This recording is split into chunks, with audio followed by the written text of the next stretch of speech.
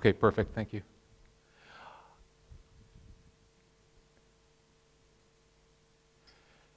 So, hello, my name is John Burroughs. I'm a solution architect with Trend Micro.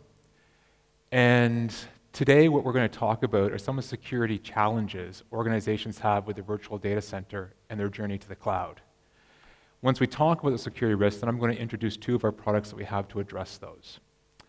And if you have any questions, please let me know. Or we also have a booth here with our partner, our distributor, Aero ECS. You can ask us afterwards as well, too. And also, my colleague over here has a survey. And if you wouldn't mind answering it, he's going to hand it out. And we'll have a quick draw afterwards. We just have some USB tokens as well, too, to give out. And just to give us a little bit of feedback on what you're doing in your organizations. So what I want to talk about is that as a company makes its journey to the cloud, there's obviously the three platforms that are involved. There's the physical platform that we know about. There's a virtual platform, whether that's desktops or servers. And there's the cloud platform, whether that's the private, public, or hybrid. The thing that I want to stress here is that for these new platforms, the threat landscape doesn't change. So we still have to worry about opportunistic attacks, target attacks. We still have to worry about patching our systems, etc. So it doesn't really matter which platform, the threat landscape remains the same. However, some of the security issues change for these different platforms itself, and we're going to take a look at a few of those. And the goal is, and we're going to see by introducing some of our solutions here, is that we want to integrate security across all three of these platforms, and we want to have it done from a single management console. So it doesn't matter if you're doing security for your physical, security for your virtual, or for your public or private cloud, that the security can be managed from one central interface. What we've done is we've mapped these security issues to the different stages of your journey to the cloud. And so those stages are the IT production, business production, and IT as a service. And as you can see, as you make the journey to the right-hand side, there's additional security risks that you need to consider. So we're going to take a look at a few of these. We won't go through them all, but we're going to take a look at a few. And some of them actually don't come into play until you get further along in your virtualization journey. So for example, the first one we're going to talk about, resource contention. You don't normally see that when you start to virtualize. You only see it when you start going for higher consolidation ratios. So some of these security inhibitors or security risks, again, you only see as you start going, as you start making your journey further across to the cloud. And as you can probably see by some of these at the beginning, has to do more with the virtual machines, their operating systems, the applications on them, about securing those. And we start going to the public cloud, and it has to do more about the integrity of the data itself. So having to do more about securing the data. So what we're going to be looking at as well is how security solutions which are virtualization aware allow you to get greater operational efficiencies and make better use of resources than compared to using traditional security solutions. And when we say traditional security solutions, what we're normally talking about is using security that was made for physical systems, and antivirus software is a good example. So you installed antivirus in your physical servers and your physical desktops. Well, why not just do the same thing with your virtual machines, whether it's desktops or servers? And there's some problems there that we'll talk about. When we talk about traditional security from a networking point of view, we talk about on the LAN itself, installing IDS, IPS systems or firewall systems. And there are some shortcomings with that as well, too, when it comes to our virtual environments. So again, we're going to just take a look at a few of these security issues and then introduce a solution that's actually going to address those. Now, the very first one I said was resource contention. Resource contention is something that you don't normally see when you start your virtualization journey off. It's something that you see when you're trying to get higher consolidation ratios. And a good example of resource contention is when you're using the traditional antivirus. So you're installing the traditional antivirus in each VM.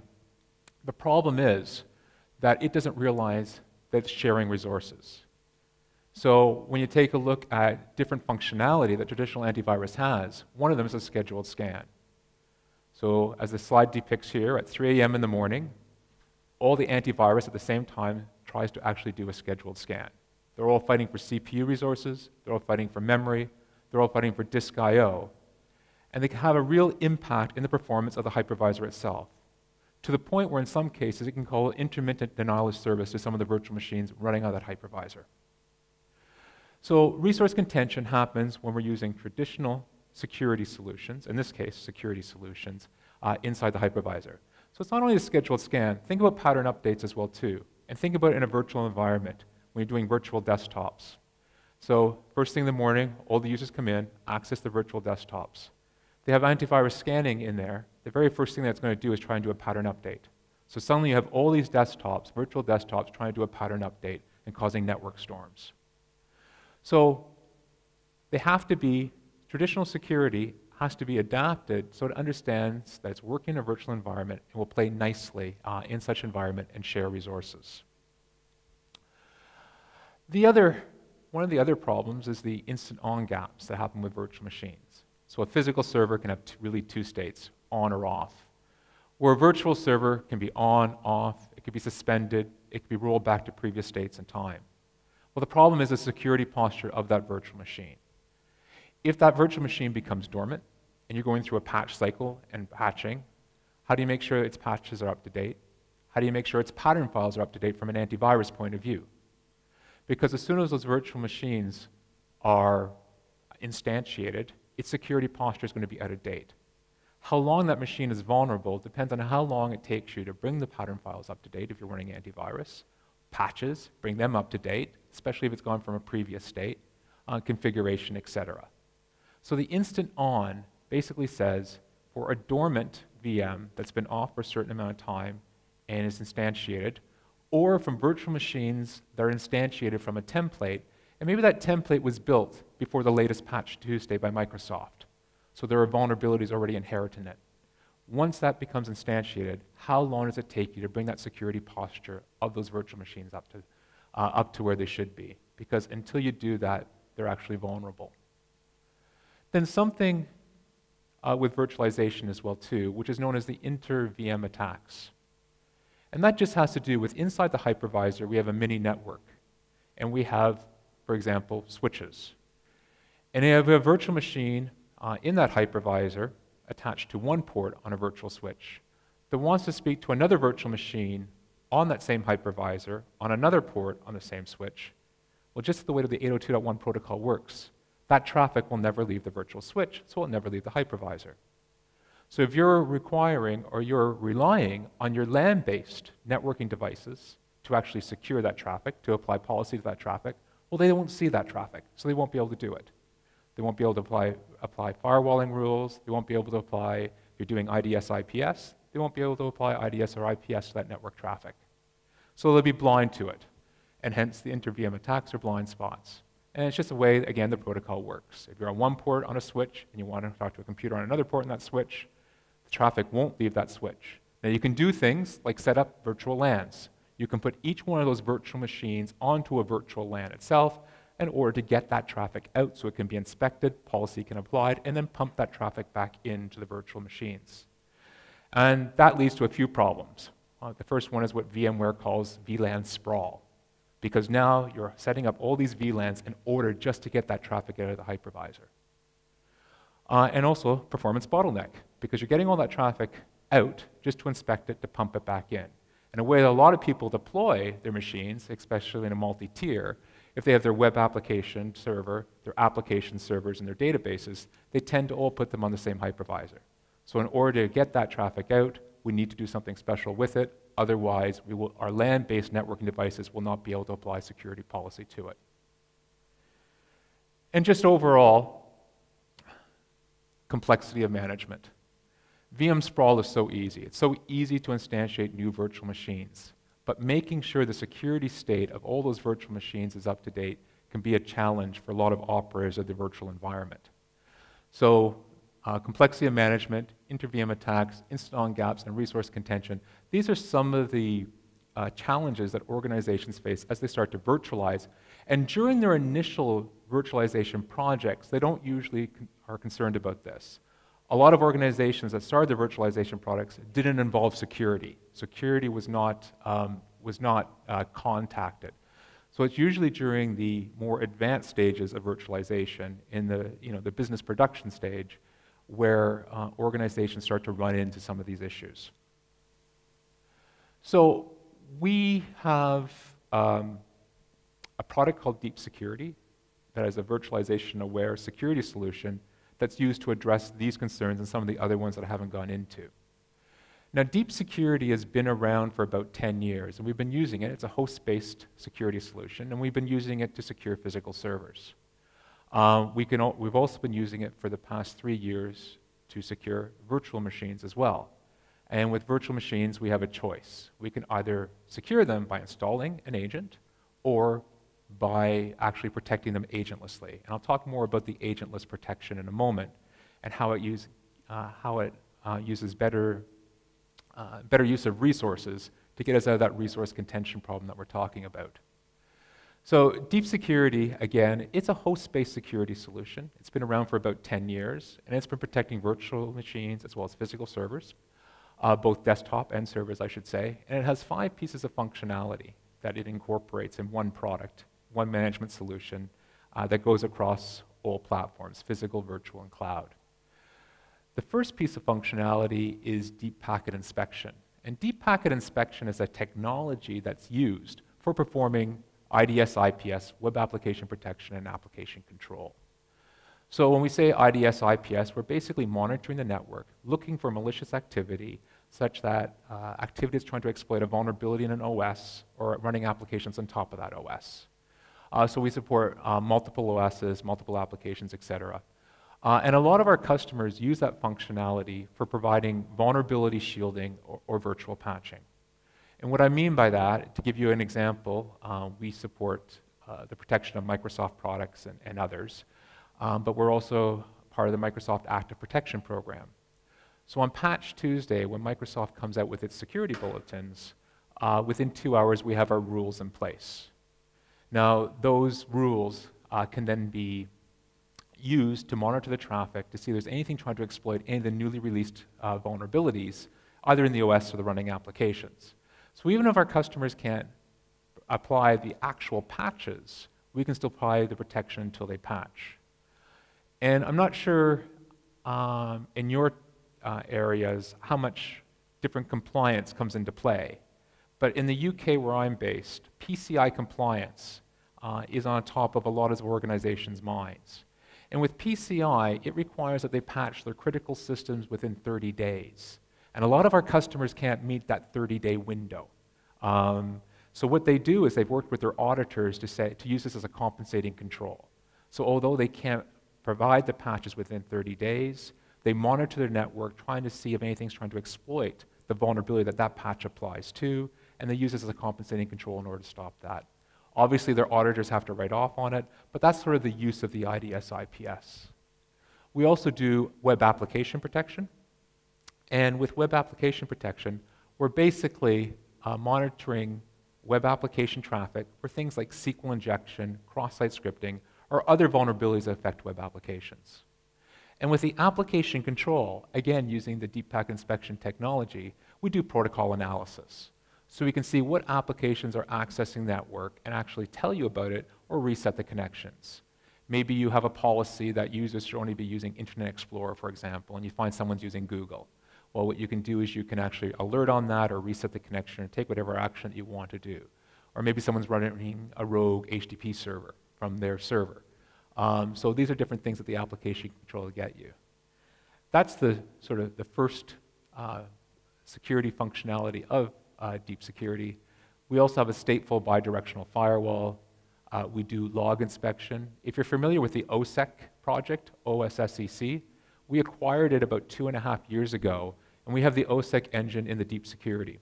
And what the log inspection does is it basically parses logs looking for interesting security events. You can find all sorts of things in logs. You can find SQL injection attempts in logs. It's actually quite a rich functionality. And again, a lot of compliance requirements, and PCI being one of them, requires that organizations monitor their logs on a daily basis. Well, that's what this functionality is for. It's basically to monitor the logs, looking for any interesting security events that it should be reporting on. And then integrity monitoring. Integrity monitoring, we're monitoring the systems, looking for changes to files, to directories, to services, to processes. And the idea behind that is we're looking for any indication that the system was changed either maliciously or unintentionally, and the security posture of the system is in question. And then last but not least is antivirus. So these are the 5 pieces of functionality that deep security has. Again, we've been applying this against physical servers for about 10 years, and we've been doing virtual servers for about 3 years. But the interesting part about virtual servers is we can do this from an agentless fashion. So in other words, we don't have to install software inside the virtual machine in order to get most of this functionality. And the way that we do that, I'll explain in the next slide. But first, I just wanted to give you a high-level overview of deep security. So it's client-server based. We have the server up here, our deep security managers, that speaks to a back-end database. The clients themselves, we support a very heterogeneous environment, so Windows, Linux, CentOS, SUSE, CentOS, Solaris, both the x86 and the Spark architecture. We have some support for HPUX, HPUX, and AIX. And then for virtual machines, we can either install an agent or we can protect the virtual machines without having to install an agent by having a security virtual machine do the protection. And I'll explain more about how that works in the next slide. One of the key here is, though, that we integrate with vCenter. And what that means, as soon as we see a new virtual machine created in the virtual infrastructure, we can automatically protect it. So we're event-driven. We get an event from vCenter saying a new virtual machine has been created. We can then automatically protect that via the security manager. One other thing that gives us as well, too, we can also support vMotion. So if a virtual machine is going to migrate from one hypervisor to another, we can make sure it's protected. And when it lands on the new hypervisor, it's being protected again with the same security context. So with migration around, the security context is now tied to the virtual machine as opposed to a security context being tied to an IP. The other thing that we get is a virtual machine is destroyed. And that becomes really important when you start talking about virtual desktops. Because in virtual desktops, normally they're non-persistent, which means at the end of the day, when the user stops using that desktop, it's destroyed and it's gone. Well, if your security solution doesn't integrate with your virtual infrastructure management interface, it means it doesn't realize that desktop's been destroyed. And you'll see a lot of offline virtual machines. And you won't know, are those virtual machines offline because they no longer exist, or are they offline because they're just really offline? Because we integrate with vCenter, we always know the exact state of the virtual infrastructure and the exact level of protection that's on each one of those virtual machines. So from an operational efficiency point of view, integrating with vCenter is important to understand the state of the virtual infrastructure and not have to do anything manually. So how do we do the agentless protection? Well, we can do that if you're using vSphere. So if you're using VMware's hypervisor, we can do that because VMware allows us to tie into what's known as their introspection APIs. Currently, they're the only vendor that allows these APIs, I should say, that has these APIs that can be utilized. So the first API is the VMsafe API. The VMsafe API was introduced with ESX 4.0. And what it does is it allows us to get access to the network traffic that's going to the virtual machine without having to reside in the virtual machine. So this is still host-based protection, but it's host-based protection being done off the host itself, being done centrally by security virtual machine. What that allows us to do is inspect the traffic, just as if we were in the guest virtual machine, but outside, and apply the deep packet inspection. So we can do the IDS, the firewalling, the web application control, the application control, et cetera. We can do all that as well as web reputation as well too. What the web reputation is, if a service or a user are going to a URL that's known to be malicious, we can reset that connection as well too. And so we can do that all agentlessly, and this is all can be turned on or off depending on what you want to do.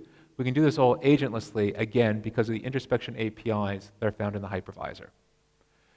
The other thing that we can do agentlessly is the anti-malware. So the antivirus capability can be done agentlessly as well too, because of the endpoint security APIs. So there's two sets of APIs that we integrate with.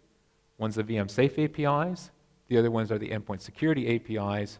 The endpoint security APIs allow us to see which files are being accessed by the user or the service in the virtual machine and do the malware lookup. So what this gets us as well too is that as soon as this guest virtual machine comes online, we no longer have to worry about it going to get a pattern update, because the pattern updates aren't kept in the virtual machine. They're kept here in the deep security virtual appliance, or the security virtual appliance on the hypervisor that provides the protection for all the guest VMs on there. So instant on, the security posture will be up to date because, again, the security posture is not kept from an antivirus point of view. The security posture is not kept within the guest virtual machine. It's actually kept and enforced by the deep security virtual appliance. So that's kind of a high level. I'm not going to go into too much more detail on that. Again, we have our security virtual machine here. We have our guest VMs here. And then we have our vCenter vShield Manager. vShield Manager is what's used to actually manage the vShield endpoint. So the vShield endpoint is basically the middle layer within the hypervisor that vendors like ourselves integrate into in order to provide the agentless anti-malware. Endpoint Security 2.0 was released about 2 or 3 months ago by VMware. So not only can we do anti-malware, but we can also do agentless integrity monitoring. So we get access to enough of the system where we can actually monitor the files for any changes and then report on those changes as well too. So integrity monitoring, again, is what a lot of organizations are doing either for internal compliance or for external regulatory compliance as well too. So for network protection, we need nothing in the guest VM whatsoever. For anti-malware protection, we need to have the VMware tools definitely installed within the guest VM. And part of the VMware tools installation is optional, is the vShield guest driver. So the vShield guest driver is a VMware driver that's installed as part of the VMware tool, installed with the VMware tools. So that's how we do the agentless anti-malware protection. Just to give you an idea of the resources used agentlessly versus agent-based, this was a Thaler report that we commissioned when we first came out with the agentless agentless anti-malware, showing percent baseline versus doing nothing with doing anti-malware, both from an agentless point of view and an agent point of view. So we can see that we get better use of CPU resources, RAM resources, and disk I/O as well too, going agentless than versus agent-based. And this is what gives us the higher consolidation ratios. We're then able to put more virtual machines per hypervisor because we're using less resources now inside each virtual machine. So if we look at it this way, we've removed the security from the virtual machines, we've centralized it. It allows us to get more virtual machines per hypervisor, and it also allows us to not only do antivirus, and again, the pattern updates are kept within the virtual machine, so you no longer have to worry about pattern update storms, especially in a VDI environment. And because we integrate with, and we also do, again, from an agentless point of view, integrity monitoring, and then we also do the agentless network protection as well too. So, resource contention problem. So from a resource utilization, it's much better to actually do it from outside the virtual machine as opposed to inside, and that's why VMware introduced these APIs, and that's why we integrate with these APIs as well too. If you still want to run an agent within the virtual machines, you still can. The agent itself is virtualization aware, so it realizes it's running in a virtualization environment, and it will use resources accordingly. But the other thing to think about as well too is not just the resource utilization, but as the operational efficiencies. And I pointed this out already. We integrate with the virtual infrastructure in case of vCenter, so we can protect a virtual been instantiated. We also remove it from the security manager as soon as it disappears. And we can protect virtual machines as they migrate from one hypervisor to another hypervisor. Now, one thing that I wanted to quickly point out, and I'm running out of time here, so I'll go through this quickly, is that when we're making the journey to the cloud, we talked about protecting the virtual machine. So we talked about protecting the OS and the applications. But when we start going to the cloud, it's now more about data, actually the protection of the data itself, the integrity of the data, the confidentiality of the data, the auditing of the data, who's accessing it, and the destruction of the data, all in a multi-tenancy shared storage environment. Just to quickly go through this, and some of the concerns would be You're putting the data out there in a shared environment. Well, who else can actually get access to that? And data in public cloud environments tends to be quite mobile as well too. So how do you know where it is? How do you know who else is accessing it? Whether it's staff of a cloud service provider, whether in a multi-tenant environment, it's another tenant there. And we also have a solution for this, which we call Secure Cloud. And Secure Cloud's based on encryption. So what you want to be doing is obviously using standard-based encryption. Encryption itself is not difficult. The hardest part about encryption is key management and making sure that you manage the keys, that you can get access to the keys when you need to, you can roll over keys, you can destroy keys, and that when you generate keys, they're done in a secure fashion. So key management is actually the most difficult part. But the idea behind encryption as well too is that, in the releases of a key, is that you get auditability back for your data. Because the data is encrypted, the only time it can actually be accessed if the key is released. Well, you can actually start monitoring now and auditing when a key's been released, who it's been released to, when and where. And sorry, just in the interest of time, I will go to the last slide here. So, and how Secure Cloud works. And again, it's made for cloud environments, both private, where you want to keep data separate from one business unit to another, as well as public. And that virtual machines, when they go to mount an encrypted drive, they'll request a key to be released in order to access that information. So what's unique about this solution is before we release the key, we identify the virtual machine, where it's running, to make sure, for example, it's running in Europe as opposed to running in the US, IP, the location, the time, etc. So they're identifying the server, but we'll also do an integrity check of the server as well too. What ports are opened? Antivirus patterns, is it up to date? It will also integrate with deep security as well too to make sure the integrity of the system is such as it should be.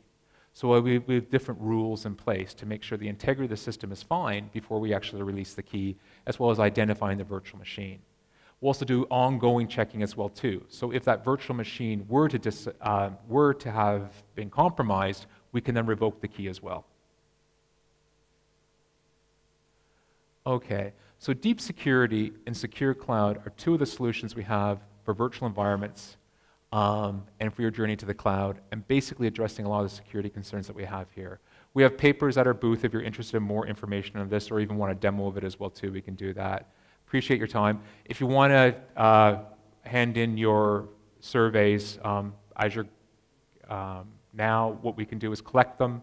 And again, we have 2 USB tokens, which we're going to draw for anyone who has them. If you can hand them to our colleague over here, that would be great. Okay, thank you for your time.